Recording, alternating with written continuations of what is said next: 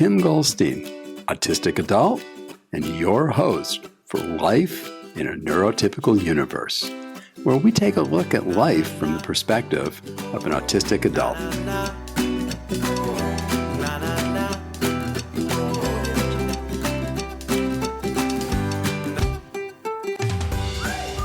Hello, everybody, and welcome to another episode of Life in the Neurotypical Universe. Today, we have Genie Love, and this is kind of unique because I've never had somebody that does what Genie does on the episodes. So Genie is actually a ADHD and autism coach. Now, I've had lots of people asking about being coached, but I've never had a coach on. So, Genie, tell us about yourself and how did you get involved? What brought you to being involved with neurodiversity and being a coach? Thanks for having me, and I'm excited to talk to you about my work. My background is, well, we'll shave off some of it and see if we need to get back to that. But there's a roundabout path that led me to working in with special needs students in public high school. My background is I have a physical therapy degree. That was what my first degree was. And I decided to move to Colorado, became a ski bum for a little while, didn't really pursue working in physical therapy. And in fact, I liked being in this rural ski area, and the kind of physical therapy I wanted to practice was not sports injury. I wanted to work with patients who had strokes in a rehab setting. So now when I look backwards, I've always been interested in the brain and how the brain works.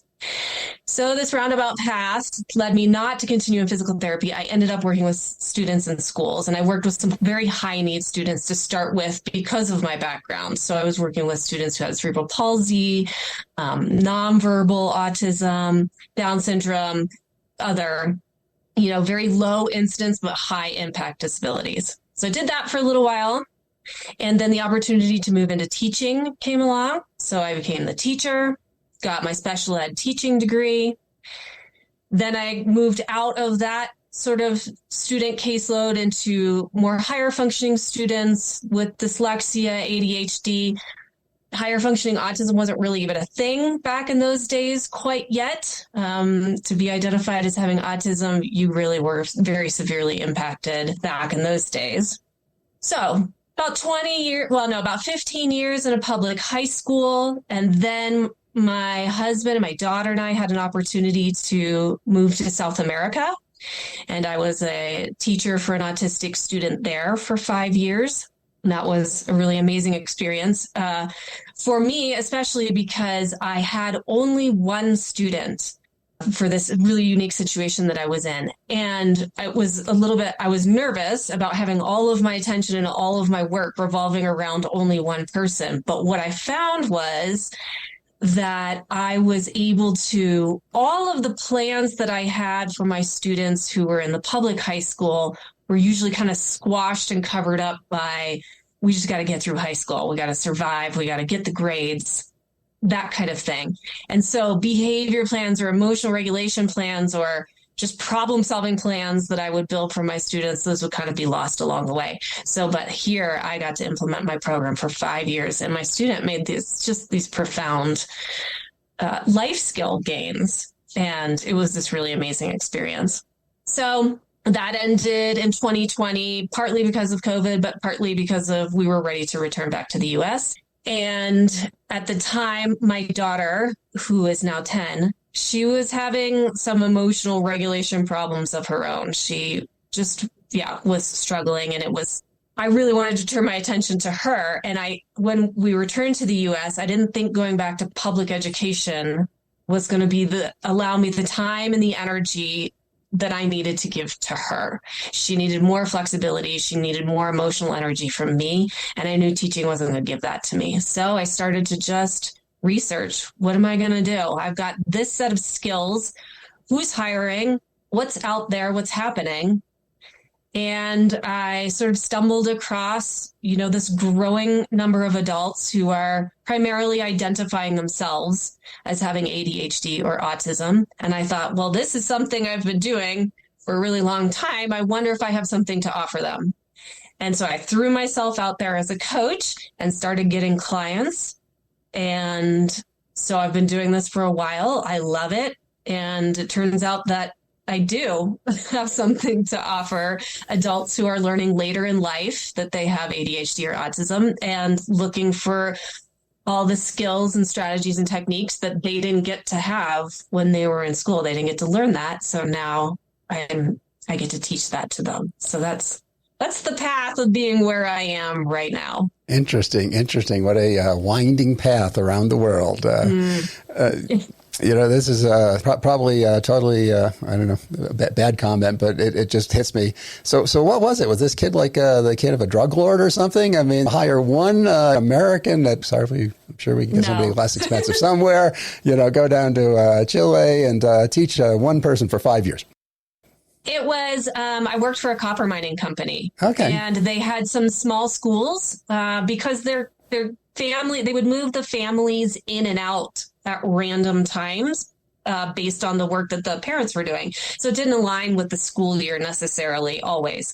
And so they would have these small schools to make it very comfortable and easy for the families to move in and out of the U.S. curriculum. And so they brought this family down who had an autistic son. And so they hired me to support him. Interesting. And it ended up being, I thought it was just going to be sort of a short-term thing, but it ended up moving us from Chile to Peru, and it was really great. What kind, I mean, amazing company that cares enough about their employees and their families to go to that extent to make sure the family's taken care of so the employee can focus and get down to the work that they need them to do.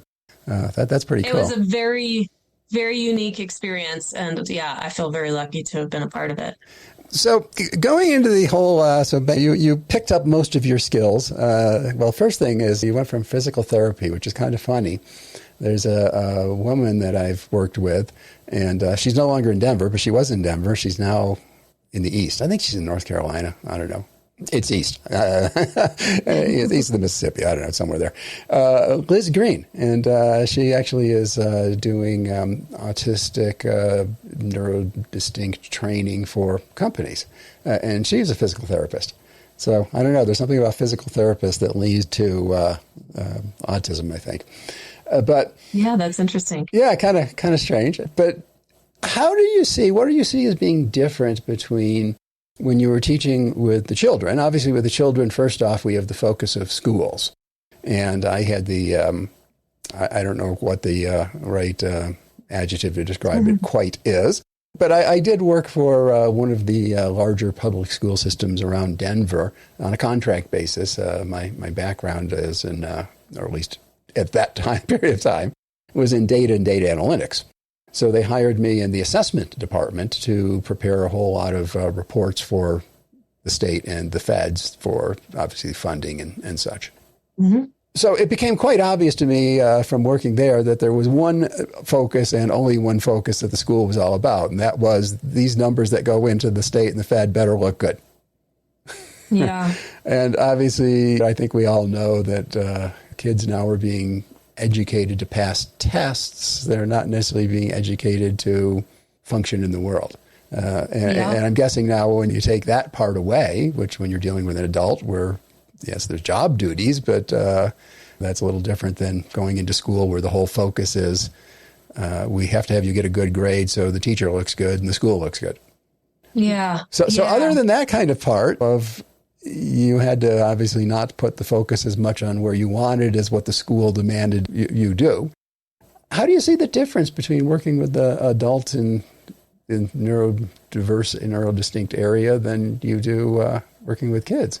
When I was teaching, the kids that I resonated most were high school students. So I all of my work was with high school students. And by the time they get to high school and they're just tired, they're beat down. And as we just talked about, it's just like survival. I just got to get through this so that I can move on with my life. And so it's sad and it's survival. What I love working with adults is there's a lot of things, but one is that they are finding a sense of relief for finally understanding who they are and how their brain works.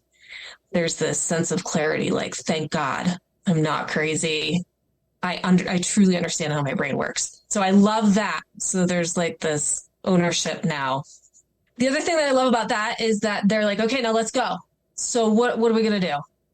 They're ready to take action. So they're not tired. They're not beat down. They're ready to take action. And they're very involved in it. The coaching that I provide is very collaborative. I want to make sure we're going to go through some of my strategies. I'm going to suggest them. We're going to talk about whether or not you think they might work. Try to figure out how do they fit into your life, your goals, and we'll do it together. And then we'll come back and we'll talk about what worked and what didn't work, and we'll fine tune and refine and tweak and add more. And we'll continue to plug away at this until you feel like, I got this. And so it's very like proactive. It's very active. It's action oriented, ready to go. And that's what I'm really enjoying about it. It's this complete pivot away from just get me through this to I'm ready. Let's get moving. I want to understand my brain better. I want to make changes, get the techniques and the tools so that I can be my best in my work, in my personal life, in my relationships. Yeah. Interesting. So that to me is the big difference. That's what I love. So what do you see when you're working with obviously ADHD and autism? If we go to the DSM or a bit much, know that there's a lot of overlap and there's actually challenges at times diagnosing, is it A or is it B? So what do you see, though, as a difference between the two? Or is there different approaches you need to use? Is there different strategies? Sometimes I don't know that I'm doing this, but I've been doing this for so long that I don't know the techniques that I have. It can be hard to speak to that because I've just been doing this for so long. But I think I just look at it like I've got this toolkit of I've got these evidence-based strategies that are specifically geared to executive functioning. So if that is something, time management, procrastination, prioritizing, that sort of thing. If that's where you're struggling, then we'll work on that. I also have this sort of program for emotional regulation. So if you're someone who, like I have a client right now who just like immediately, impulsively, the response is anger or frustration. So kind of a quick trigger. So we'll work on that. That's what she needs. She needs to get that under control so that then we can start to build some other skills that she needs as an autistic woman. Most of my clients are coming with some baggage from having struggled so much in their school years and in their early working life and not understanding their brain.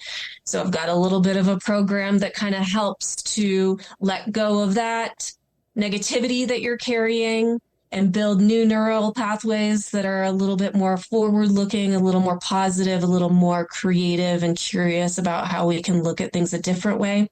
And so I don't treat autism, I don't treat ADHD. This is a program that I have. And if what you're looking for falls into that, then we'll start to kind of chip away at what you need.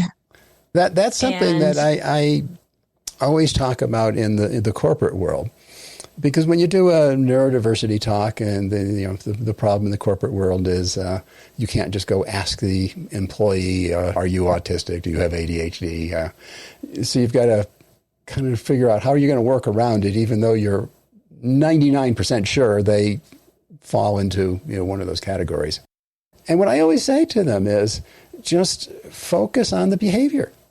Who cares? Maybe they're neurotypical, but it's still a problem. It's the behavior. Who cares what is causing it? Maybe they had mean parents. I don't know what it is.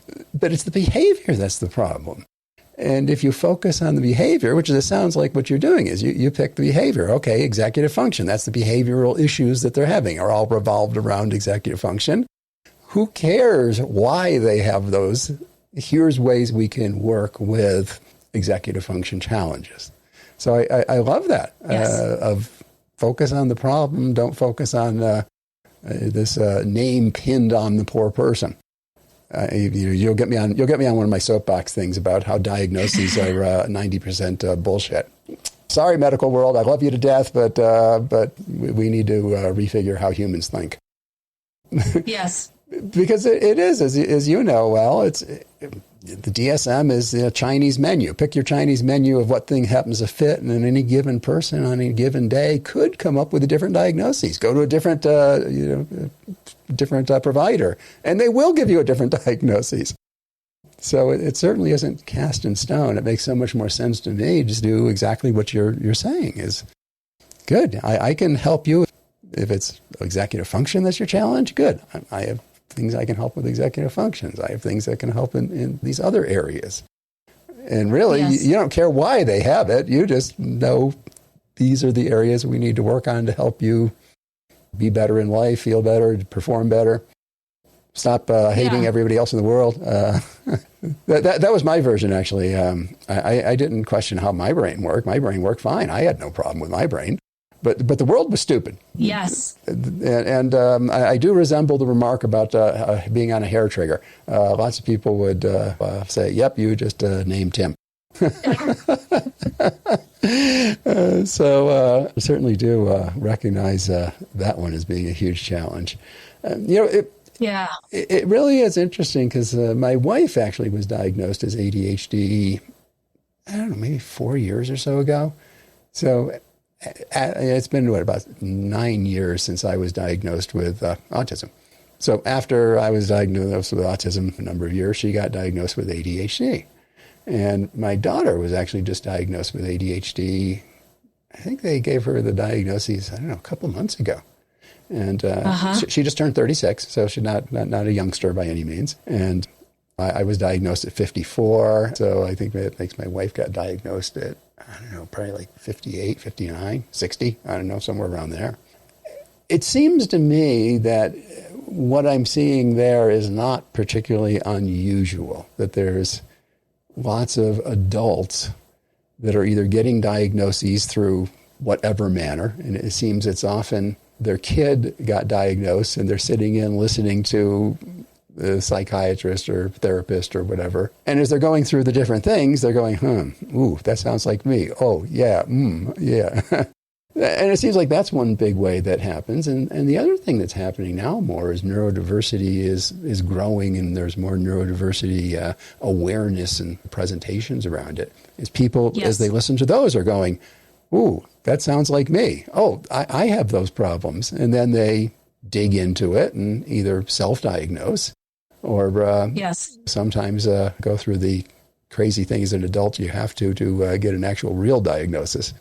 Yes. So are you seeing that where there is a lot larger number of adults coming with diagnoses? And the other question that goes with that is, do you see a difference between male and females as far as late diagnoses, as far as prevalence of late diagnoses?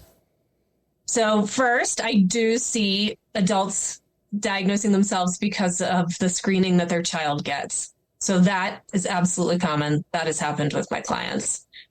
The second thing is, yes, there's so much more information out there. There's so many more people speaking about having autism or ADHD. And although I am not qualified to diagnose anyone with anything, I have so much experience with this that I find that when they diagnose themselves, they're usually pretty right. Like, it's in my experience, it's like, aha, I get it. That's me. And then from what I observe with them and from the experience I have working with other clients, with high school students, I'm like, yeah, I think you're pretty right on. Another thing that I see, again, purely my opinion, because I cannot diagnose anyone with anything, is some misdiagnoses. So maybe some people that I think are maybe somewhere on the spectrum have been diagnosed a long time ago with ADHD, again, before we really were diagnosing higher functioning people with autism. So there's that's going on.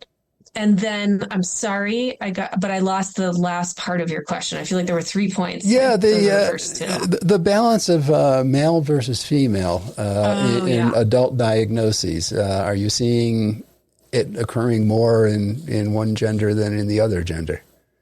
What I know is that the people coming to me are more than 50% women. And I don't know if it's because I'm a woman, but as you said before, there's not a lot of people doing what I do. So I don't know why it is that it's more of my clients are women, but that is the case. Well, Is that more than 50% of my clients are women? there's quite a bit of evidence, actual real scientific Yes. studied kind of evidence of females just not being diagnosed until later in life. The average diagnosis age is much older. And as you say, this whole thing with being higher functioning, which I hate the term higher functioning personally, but Right. Yes, I'm sorry. Oh no, that's okay. It's out there. It's a term that is used. What I prefer to use when I think about it is high support or low support. Because yes, exactly. To me, that gives a little better indication when you're dealing with, particularly if you're trying to deal with explaining this to somebody else, not the person who is having the challenge. Saying high functioning, what? I mean, am I supposed to walk in and I can multiply 27-digit numbers in my head? I mean, is that high functioning? Or what is high functioning? I don't know what high functioning is. But high support or low support is, they're going to need, we're going to have to do a bunch, or there's probably just going to be a few little things we need to do. So it just seems to me to give a little better indication of the challenges this person may face versus talking about it as being functioning, which I don't think tells any of us, even people who are medical professionals. What's it tell them? They don't know. They need to know specifically, okay, it's this, it's this, it's this, it's this. That's the challenge. Yeah. And I'm really referring back to 20 years ago when I started teaching high school students, and, the students who were identified as having autism were just very behaviorally and communicatively challenged. I mean, so you're absolutely right. Higher functioning, lower functioning, it's very old vocabulary. And so we'll steer away from that and then then you can just go back to neurodiversity on any given day. Who's to say what is high functioning and low functioning, depending upon the challenges of life that you're in, right now, whether it's with families or work or your social environment. I mean, it's all just another label. Yeah, I always talk about... I don't care. I talk about in the workplace, for instance, that to me, one of the things people should do when they're going to communicate, particularly managers, is they should gauge the person's level of anxiety at the moment. And if maybe this person's neurotypical, they're just as normal as can be, but the coffee got spilled all over the front of whatever their favorite clothes were they're going to wear that morning. For the people who still go to the workplace, that is. For us, people who work from home, we really just don't care about that stuff. But they dumped the coffee down the front of themselves. They had to take the kid to daycare, and the daycare provider was not answering the door, and they got hung up there. The car was on fumes, and they had to stop and get gas, and they hadn't planned in stopping in and getting gas, and they show up at work and they're just a wreck. Yeah. The reality is their executive function is shot already. Their emotional coping capability shot already. So it's just not a very good time to have a conversation that fits something that really matters, other than, geez, I see you're really just stressed out and not having a good day. Maybe you should go take a break for 2 hours and go walk around the building 17 times. But I think that's a big thing that people don't consider is it's situational. It varies by day. It varies by time. It varies by what's been going on in your life in the last day or week or couple of hours as to how you're going to show up, no matter who you are, whether you have autism, ADHD, whether you're neurotypical. And yeah, I mean, that is, I think, a big thing is just getting the person themselves to understand some days are going to do better than other days, and trying to get the world as a whole to understand some days all of us do better than other days, no matter who we are, where we come from. Yeah, I think that's so great. I am trying to branch out a little bit into doing some education in the workplace about what is neurodiversity, and specifically with my experience with ADHD and autism. And it's just, a baseline understanding, this expectation that we've all got it together all the time. How about if we just kind of let go of that and start to see shades? This is beginning education. Let's just start to see shades of, there are times that we don't have it together. And so how can we support each other we've all got strengths, we've all got weaknesses. Let's stop faking. Let's all of us just stop faking that we're good at everything and start to open up a little bit better of seeing shades of strengths and weaknesses and how we can just support each other a little bit more. That makes me think of a saying that just deals with life. I'll make the parallel out of it because by itself it doesn't make sense. But there was a saying I heard that described life as being extreme long periods of sheer boredom interspersed with very small periods of total terror. And I think the way it translates it means is most of the days, most of us are about middle of the road, average, and some days we have some brilliance that shows up. Yeah. So what can we do to really bring out more days of brilliance? That's what I'm interested in. Yeah, I personally think, and it'd be interesting to see how this compares with some of your approaches and such. Stress. I think stress is the number one thing that I think it works on a number of different avenues. I think one is continual stress just wears you down. You just don't have the energy anymore to do much more than just get through. Kind of like the high school students you were describing. Mm-hmm. You just get to the point of just, geez, get me through today, man. I'm just like, I got nothing.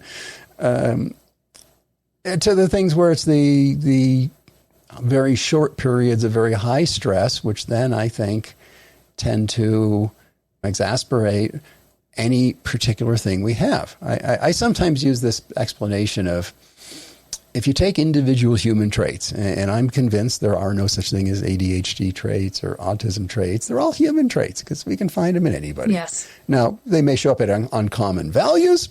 I'll agree, but they're still the same trait. So I came up with this idea of thinking of them as being thermometers. So each individual trait is a thermometer. And now there's red thermometers and blue thermometers. And the reason there has to be two colors is some traits are bad when there's too little of them. And some traits are bad when there's too much of them.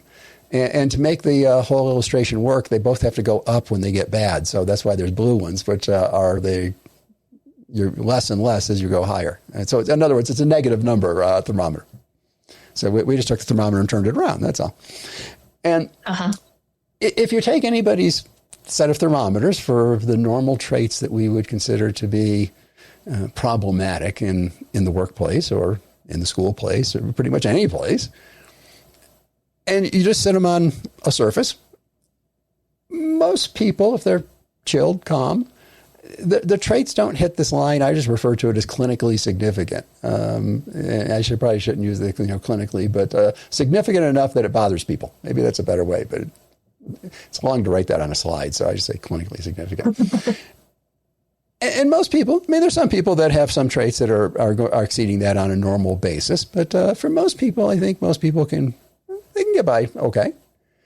But then you start putting in different levels of stress, and you've got the deadlines of work, and that just takes, and to me, raises the whole surface up. You might not have moved the thermometer a tiny bit, but you raised the surface it was sitting on, and the line that means you're in trouble didn't move, though.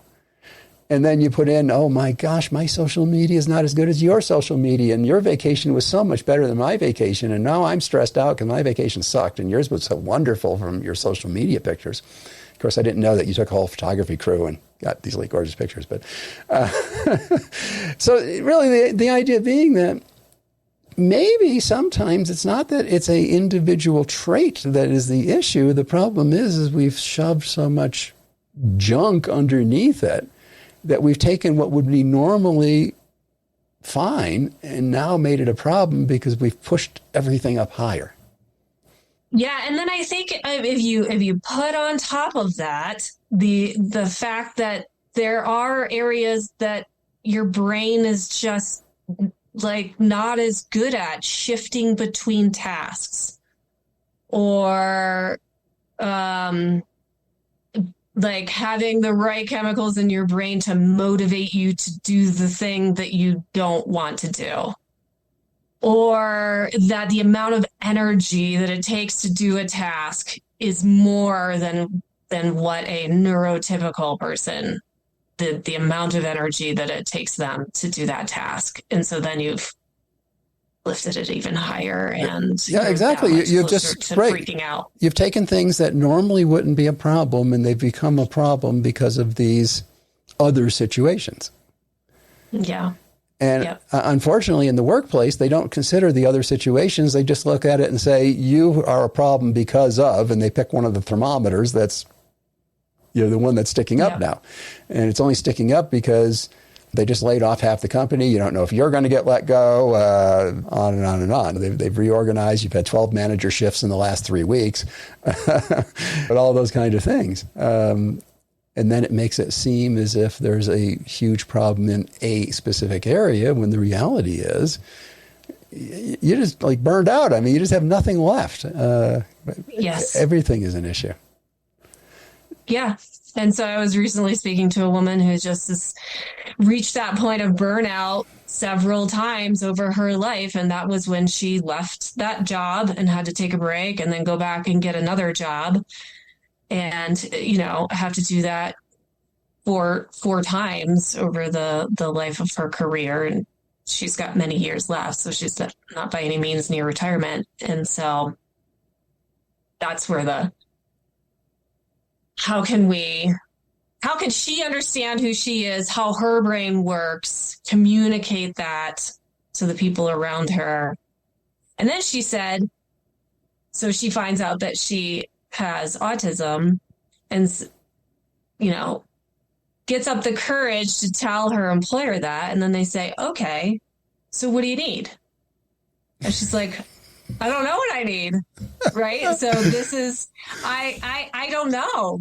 I just found this out about myself, but that doesn't mean that I have the answers now. And so now it's like this self-discovery. What can I do with this? You've hit upon the corporate accommodations conundrum of you finally get to the point, and this is if you have a diagnosis. Now, what happens if you don't have a diagnosis? So, in other words, if you don't have a diagnosis, we really don't care if you're performing at the best you can because we're not going to do anything because you don't have a diagnosis. Well, that seems a little short-sighted, but so be it. But we'll go down the path of somebody who does have a diagnosis. They get up the gumption finally to go ask for an accommodation, which is a scary thing to do. That's probably the first person other maybe than family and some immediate close friends that they probably are telling. Most people don't stand in front of a group of 200 and just say outright, hey, I'm autistic. That's how I did my first public disclosure. It was in front of 200 people. I didn't know most of them, so I didn't care anyways. Who cares? So it's scary. I mean, you're going to, these are the people who pay you. They usually are accommodations as part of HR. This is going to be part of your record. So it's a scary thing. So you go there, and even if they are the most wonderful, nice, amazing people in the world, which usually they are, I know quite a few heads of accommodations at Fortune 500 companies, and they're really nice people. I mean, they really want to help. They're not jerks by any means. But the problem is, in the corporate world, as soon as you say accommodation, they trigger ADA, which triggers lawsuit, and the lawsuit lights go on. Yeah. So now it has to be handled in this very inflexible and strict manner to make sure that they have crossed every T and dotted every I and can't get sued. And the first thing that usually happens is the person does divulge and says that they have whatever and that they need some kind of accommodation. And the person that they're talking with says, okay, what do you need? And the person who came in asking for the accommodation says, I don't know what's available. And the person who they're talking to says, well, we don't have a list of what's available. What do you need? Right. And then eventually you get handed this form that you take to your doctor, and normally it'd be your psychiatrist probably. And you go into your psychiatrist and you say, I went and asked for an accommodation at work, and I don't know really what I need. And they said, I need to bring this form to you and have you fill out with what I need. And the doctor looks at you and says, okay, what do you need? Right. Because Exactly. they don't know. I mean, all they know is when they see you in the office, it was quite obvious to them from either using some of the different assessments or just their own personal experience and years of experience with it that you had one of these conditions.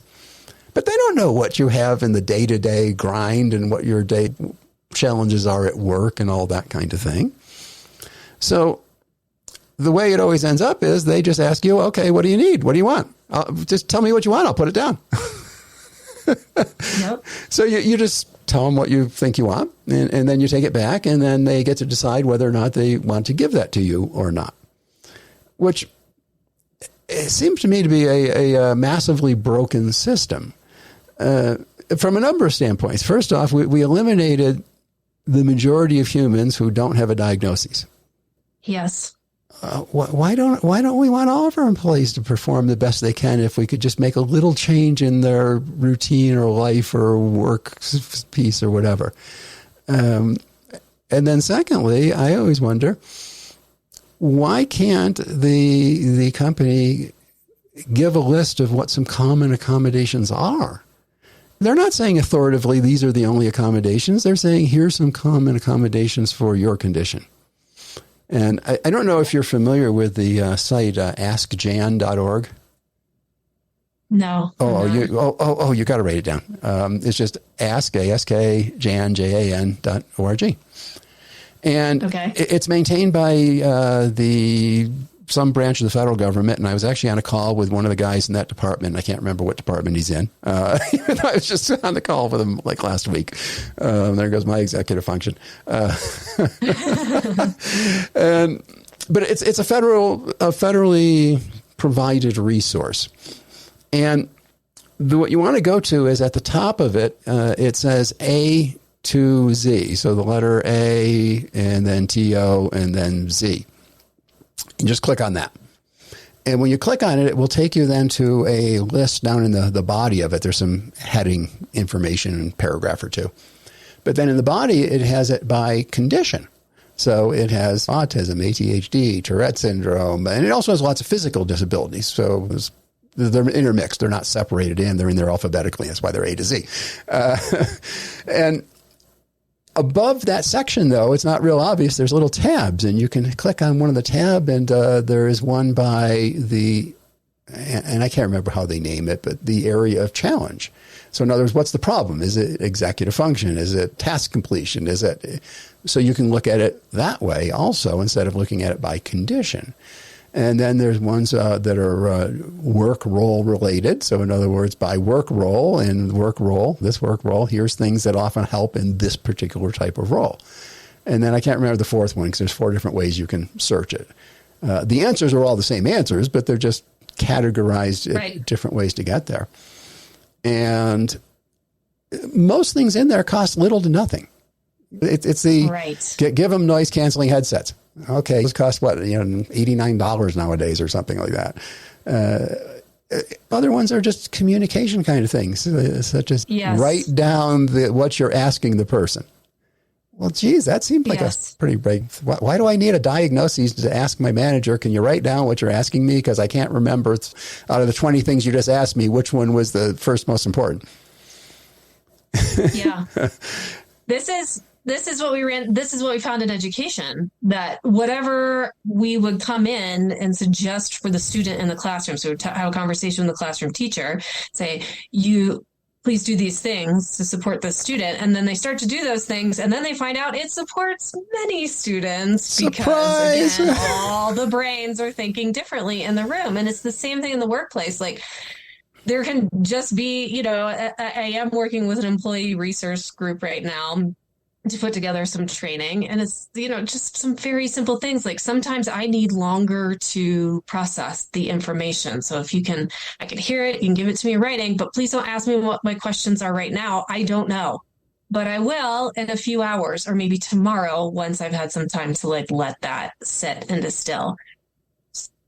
That costs nothing. It's just a thing that's different than the way we've always done things, which is give a handout or just talk at someone. Mm-hmm. It doesn't have to be hard. Yeah. It doesn't have to be expensive. I think part of the problem when you move it into the work environment, where, of course, we're talking about often does the person keep their job or not keep their job, or will they get a promotion, or will they forever be stuck where they're at? It gets down to things that are branded as being negative, but when you sit down and think about it, is it really negative? For instance, with autistics, it's pretty common for us to ask lots and lots and lots of detailed questions. Right.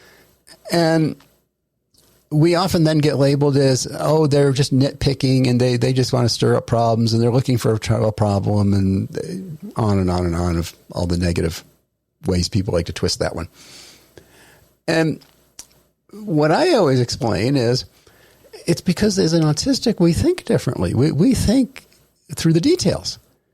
And once we get all the details in, we then go and build our own 50,000 foot view versus most people who start from a 50,000 foot view and go down to the details. Or they don't actually, most people never make it to the details. They only go deep enough to get the job done, then they're out of there. We start with all the details and we know there's more details. And once you give us all the details, we'll create our own overarching concept of how they all fit together.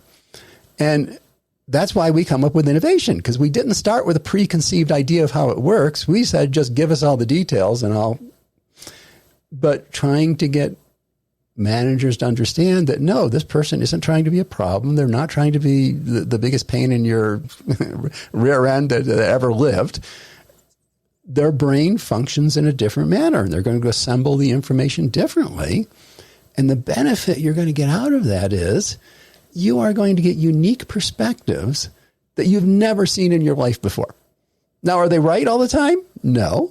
But isn't the whole idea of diversity to try and get all different kinds of perspectives so we can pick the ones that's best for the situation? Because any one of us can't think of all of them at the same time. Yeah. And I encourage to lean in at those times when if you don't understand why someone's asking that question, or in my case, sometimes I don't communicate my ideas very clearly when speaking. And I think what I've said makes sense, but people just kind of stare at me blankly and then move on. But then I found that they'll come around to that idea like 4 brainstorming sessions later because their brains were ready, but mine had already bopped around. Like, lean into that and just be like, tell me more about that, because somebody is seeing something that you're not seeing. And yes, isn't that exactly what you want? Like, that's cool. Bring that. I have this client, and she is an executive assistant, and she's struggling with the interview process. And so we're sort of teasing apart all the different questions that could be asked and what are they really asking for when they ask you that question. And in the process, she's explaining to me, like, she asks a lot of questions of, whoever her supervisors are, whoever she's working for. And she's building in her brain this like amazing dossier of who they are, what their preferences are, so that when they are traveling or she needs to solve a problem for them, like, she's got it. It's all there. And she's creating this amazing filing system, but she has a very difficult time explaining that. And it comes across very simple. I have this color coding system. And it's like, well, that sounds very juvenile, but it's like, but it's this whole amazing system in her head, and she can't get it across, and they're not hearing her. And she's struggling with the interview, which anyone will be so lucky to have her because of the way her brain works. Yeah, it's so interesting. Detail oriented. The whole interview thing is interesting. I actually wrote a book on interviewing, and it came because I got fired so many times. I had to get really good at interviewing, and I have a sales and marketing background before I got into the tech world. So I just think of interviewing as a sales job, right? And to me, I think where people mess up interviewing the most, and I think what you're doing a lot of great things that will help people get on track with interviewing. But what I always see is where they mess up the most is they don't come up with the stories ahead of time of answering those questions. Right. You and I right now could come up with 10 questions, and in virtually any interview, at least 6 of them are going to get asked. Yes. So why not have, preconceived, not that it's going to come off like you've memorized it line for line verbatim, but you've at least got in your head, this is the situation. This is what went on. This is what I learned. This is the benefit it's going to give you. Yes. That's what we were doing. It was like this question, we took like 75. I just Googled 75 interview questions for executive assistant.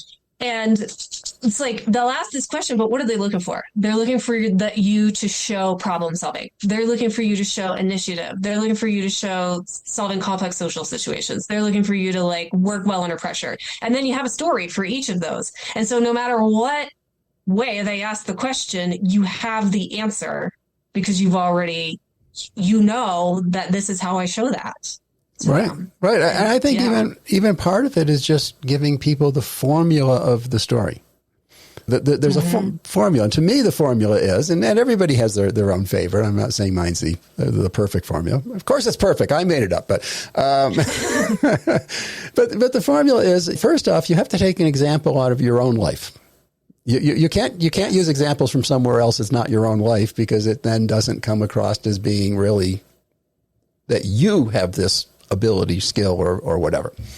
So you got to take it from something in your own personal experience. Now, you can spin a few things in your own personal experience. I'm not saying lie, but find something that maybe isn't exactly identical, but is close. Then I think you have to tell what happened. Okay, whatever it was, I needed to do X, Y, Z. This went wrong and I had to solve it. I got a call at 11 p.m. and the hotel had thrown the person out because they were, I don't know, putting migrants in or something. I don't know. And then you tell them, this is how I solved it. This is what I did. I did A, I did A, I did. And to me, and this comes from the sales background, the last part is, what's the benefit to the employer from that experience you had? Right. Yep. And I think that it doesn't matter whether it's an executive assistant, whether you're a tech person, a computer programmer, an engineer, that same formula works because it relates in a story format that humans can relate to. And you're clearly telling them what's in it for them because you did experience that. Right. It's an art. A little bit part art, part science, putting it together too. And so then interviews. Oh. Interviews.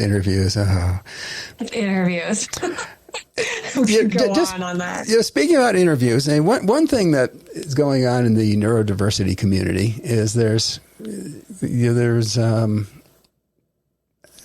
obviously there's been different hiring programs, job programs that different companies have implemented.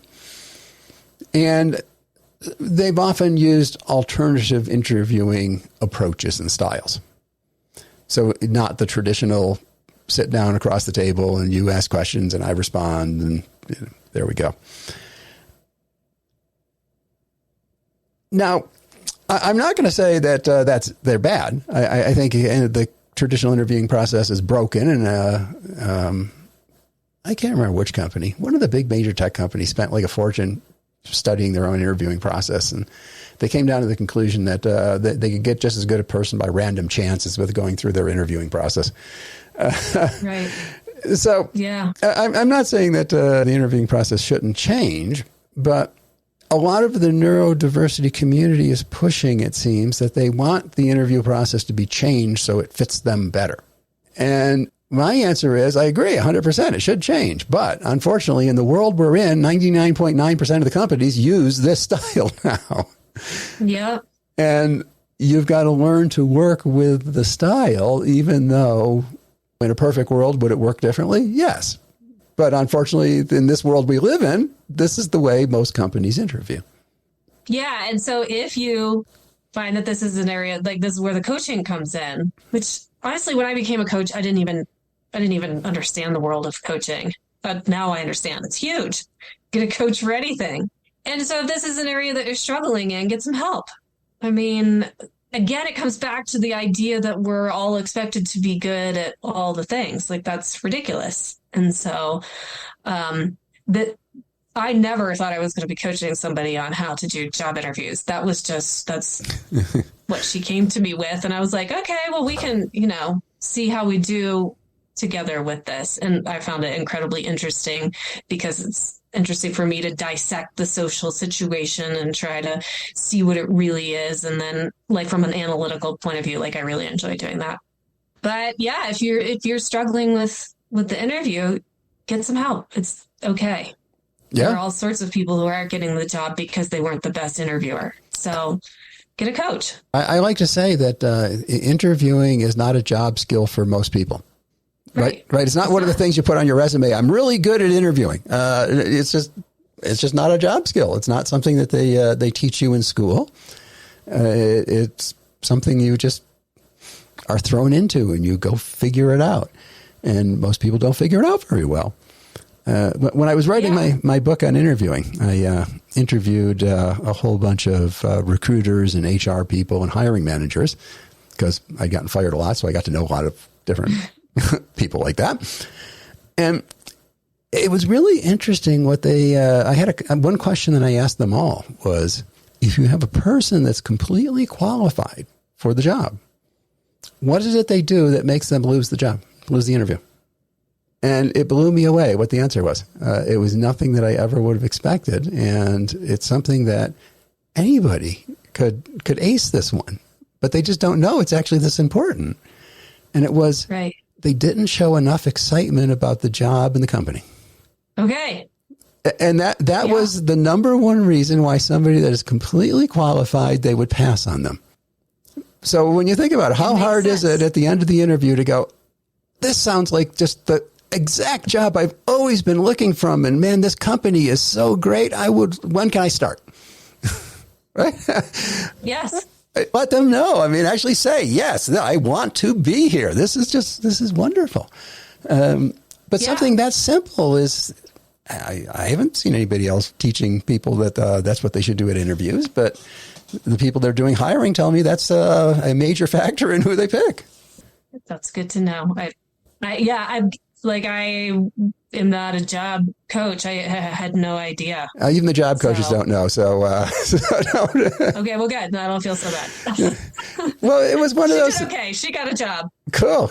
No, it was one of those things that if I hadn't interviewed all these people who do make the hiring decisions and actually asked them the question of why do people lose when they are fully qualified, I never would have found out. So it's not one of those common knowledge things. I just kind of came about it in a roundabout manner. And it's so obvious when you think about it, though.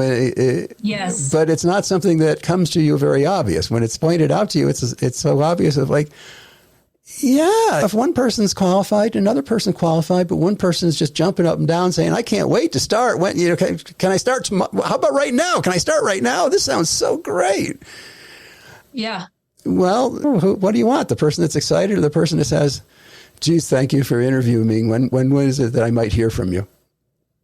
And, you have to practice that excitement because you're going to be nervous and anxious. And I mean, it's such, like you said, it's just such the skill that we don't use often enough to be good at it because... just speaking in job interviewing, this is, I think there's a couple times you have to practice some skills that you need. And one is when you walk in and greet everybody. And at that point, you better be able to express happy at a very high level. You want to be beaming like the sun with happiness because everybody likes a happy person. Right. And matter of fact, they're even curious. Why are you so happy? My life sucks. What's going on with you that you're so happy? I mean, what? I'm going to find out in this interview why you're so happy. But it's amazing because it almost gets people on your side right from the beginning because you came off as happy. And happy is easy to do. It's easy to come off as happy.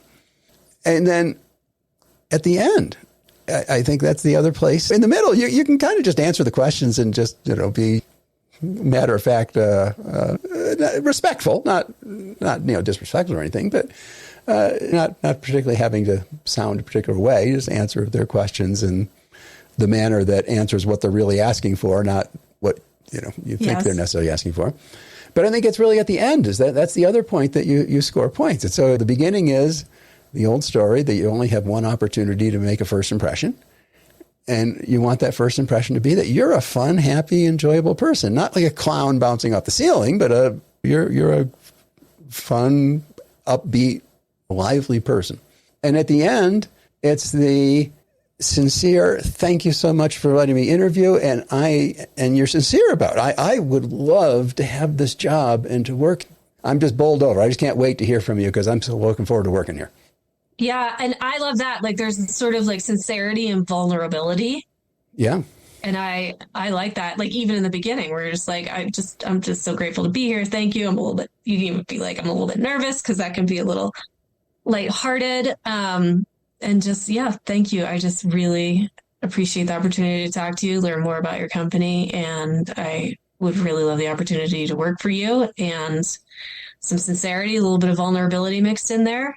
And that they can connect to that. It's an emotional connection. Right. That's I guess that's the secret thing. And that's the part that I also always talk about dealing with interviews the way they are, is you can't change human nature. Human nature is human nature. It's been inbred into us over eons of evolution is human nature. And human nature responds to emotions. Human nature responds to, are you one of us, or are you those people from the other side that we need to be fearful from because you're not safe? And I think that's one problem that at least autistics often have, is the flat affect, the monotone voice. They don't come across as being one of the tribe. Yeah. In which case then now you're suspicious of them. No matter how good all the answers are, how good their skill is, there's just something not right. And to me, that's the human nature part. And should it be that way? It would be nice if it wasn't, but the reality is it is that way. And I think that's something that, this is an interesting question for you. Masking. How many people ask you about masking? The whole idea of masking, of having to do so much to fit in that you're basically just, you're worn out. You're worn out just trying to fit in with the crowd. You have nothing left. Yeah, that's what my clients talk about that. Like all of them talk about that. That's an interesting thing because I think there's been an overemphasis on masking. Not all. Okay, I'm sorry. Not all, right? And maybe this is based on what I heard you say earlier about you weren't worried about what other people were thinking or something along those lines. I do have some people that are just like, I was just always me. And I so no, didn't get it. Why I didn't have any friends or anything like that. So not all of my clients talk about that. Some of them, and I think especially the female ones, are just like always trying to hold it together, always trying to be presentable, always trying to show that they're on top of things. And then they just fall apart. I think that there's a halfway point between the two. Masking, I think, is detrimental in the long run. You're putting way too much energy into trying to please and be everybody else that isn't part of what your actual job role is that you need to get done. That it just erodes you over time. It just wears you down and wears you down. But I think I hear, and maybe this is more with, we'll say, some younger generation than older generation, so much complaint about, I shouldn't have to mask. I should be able to come in and just be me and be whoever I will, show up the way I am. And I've come up with this idea that I always talk about of tools. And the way I put it is, if you and I were to decide we wanted to go get some fine food and look at great art, and we're going to go to some other country to do that, we might pick France, we might pick Italy, we might pick China. I mean, they've all got great art, and Japan. I mean, there's lots of places we could go that have great art and fine food. But they use this thing that's called a different language. And if we were to learn a few words of their language, it probably would make the interaction and experience go a little better. Like, where's the bathroom? Was kind of pretty helpful. And to me, that's not masking. That's just using a tool. So I think I hear too many people calling everything masking when some of it is simply utilizing a tool to improve the interaction with the other people that they have to work with. it's not changing who you are. It's simply using this tool. And you're using emotionality in your voice can be a tool. Yeah. And so, for example, this woman who was doing the job interviewing, she took literally the idea that when you're invited in, they said, just be yourself. And so she took that to heart. And so we had to talk about what that means. That doesn't really, but that's not, no, we're all in a performance. And then she had a background of dance and theater and performance. I'm like, we're all in a performance here. And that is not like, there's this balance. There's this middle of like, you want to show qualities of yourself, but you're also on high alert here because you are trying to be the very best self that you can be to impress these people.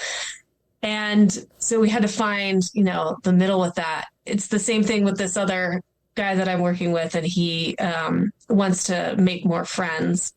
And he was going for a hike with a friend. And we were just talking about how he knows that person is enjoying themselves. And that, okay, now I'm losing my train of thought here. So I'm going to slow it down and get back to what we're talking about, which was masking. But when you're getting to know someone that you don't know really well, or even with my friends, if we're going out and it's dinner, there's still a little bit that you put on as far as I want to be engaging. I want to be entertaining. I want to make sure that I've thought a little bit about what's going on in their lives so I can ask questions. And so there is a little bit of a performance going on, especially if you're going for a hike with someone that you're trying to get to know. So I think masking has become one of those overutilized words that unfortunately takes away from people who really struggled so much in school and in their younger lives to understand the social world, that they just had to build this whole persona. And I do work with clients where you're just kind of starting to take a little bit of that way to find out who you really are, because you've just spent so much of your life trying to be who you thought other people wanted you to be, to a very intense level, not just these subtle levels of interviewing, getting to know people and things like that they don't even know who they are truly inside of themselves, and to start to pull that away. So yeah, it's a word that's sort of been, unfortunately, I don't know, it's taken away from people's legitimate experiences. Right. And I agree with you that there is such a thing as masking, as you say, the person that takes it to the point where it becomes all consuming to try and be the person that fits in, as opposed to simply, I guess we don't have to pay attention to it. Who was it that wrote the book of etiquette? I don't know. You remember, it goes back to whatever. There was somebody said, whatever, book of etiquette of these were the rules that if you're going to dinner, this is the way you do things. And, yes. Well, that's not masking. That's just following a set of conventions that we as humans have come up with so we can have civilization, because we can't have mayhem. There's got to be some general set of flow that we follow. We can't be going every which way, but on the other hand, nobody should be forced to be who they aren't. Yes. But be who you are within bounds of what's reasonable for the situation. So yeah, it's a good way to look at it. If somebody is struggling, maybe they've heard their kid's psychiatrist or, I don't know, therapist or whatever it is, talking about these different things, and it's ringing a bell, or they had a neurodiversity presentation at their work, or they listened to a TED Talk or whatever, and they're thinking that, gosh, that is ringing a bell, and maybe it's making sense why I'm having challenges. What kind of challenges, what kind of things would be appropriate things that you could help somebody with? Obviously, you don't get to worry about the specifics, but what are the general categories, general areas that would be something that somebody might think about reaching out to you and saying, hey, I've been struggling and I didn't know about this and I read about this thing and I'm trying to put it all together now. Some of my clients come to me because they want some help better managing their time, their attention, their focus. So those are sort of executive functioning sorts of skills: problem solving, decision making, prioritizing. How do I know what's important? How do I get going? on a task that I don't know how to start on. How do I get started? How do I switch between tasks? Those kinds of things are generally impulsivity. Those are all executive functioning skills that people will come to me for coaching on. I also find that my clients come to me with some emotional regulation needs. So we kind of talked about before, where they are maybe too escalated too often and escalate very quickly as far as being a little more quicker to trigger. And so we work on that to kind of like narrow that window down and slow it down so that you don't trigger quite as quickly. So clients are coming to me for that. And then so those are sort of like their goals. But then in the meantime, as we start to unpack and dig a little deeper into what's going on, I use a lot of mindfulness in my program to be more present. And this is ongoing throughout the day. So it's not necessarily extended periods of sitting like meditation, but just more of a presentness so that you have a pause, a space between the thing that is happening to you and how you respond to it. And that can be part of the emotional regulation, but it can also be part of impulsivity. It can also be managing the negative thoughts that we've been building up over our lifetime and starting to let go of those and know that this is how my brain works and I'm okay. So that's a big part of my program that we add. My clients come to me, unpacking social situations. So, I mean, we're deciphering text messages together, or we're deciphering conversations together, or, the subtleties of all of that, the job interview conversation that we had.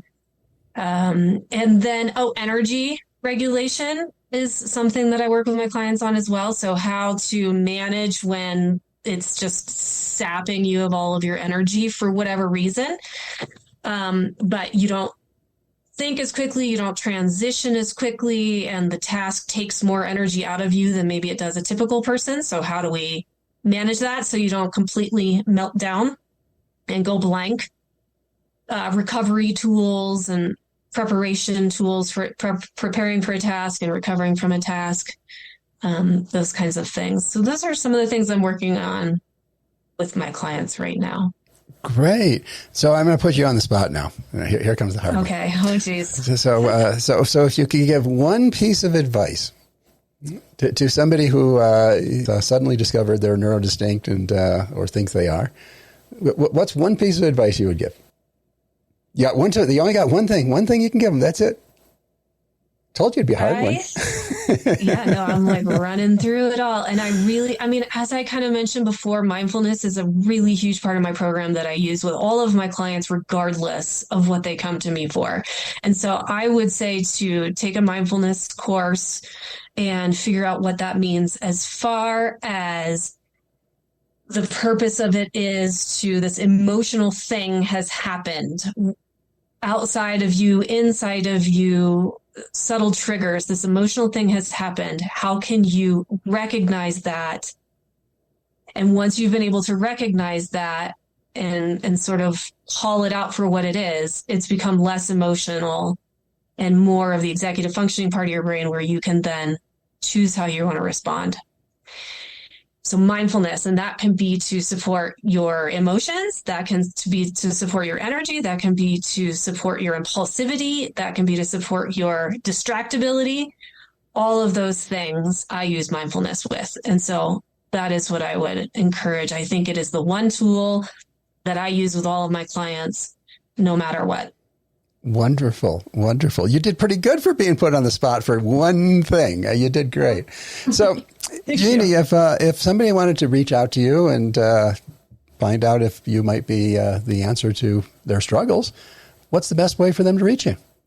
I have a website. You can find me on there, genielove.coach, GENIELOVE.coach. And from the website, you can book a call with me. I'll chat with you. We can talk about what's going on with you. I love to brainstorm strategies and happy to do that, whether you choose to work with me or we decide that we're a good fit for each other or not. You can email me. My email's on that website as well. And then my social media is LinkedIn. I try not to get distracted too much by social media. So I just focus primarily on LinkedIn. You can find me there and, send me a message and I'd love to connect. Wonderful, wonderful. Well, thank you so much for taking this time this evening. Our listeners don't know it, but this is the evening of Memorial Day of 2023. And I can't think of a better way to wrap up the weekend than having had a wonderful chat with you.